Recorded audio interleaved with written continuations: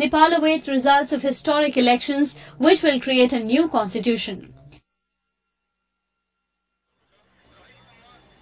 Cars and buses are back on the streets of Nepal as life returned to normal across the country following the historic polls.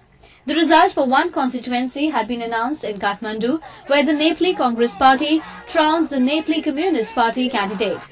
But for the rest of Nepal, election officials are working round the clock to manually tally ballot papers. Fears of violence had overshadowed the elections for a constituent assembly, whose task would be to rewrite the constitution to abolish monarchy and bring Maoists to the political stage. जुन बनाउने हो जनताको जुन आकांक्षा हो त्यसलाई परिपूर्ति गर्नलाई पार्टीहरु चाहिँ एकताबद्ध भएर चाहिँ निर्माण गर्नुपर्छ संविधान सभा. At the city hall where ballots from Kathmandu had been gathered for counting, police were on guard against trouble. The election of a 601-seat constituent assembly to write a new constitution has been one of the key demands by the Maoists, who ended a decade of civil conflicts in 2006.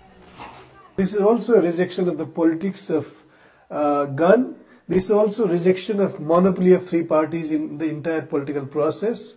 And this is a time where people expect that they have voted for all to come together in nation building.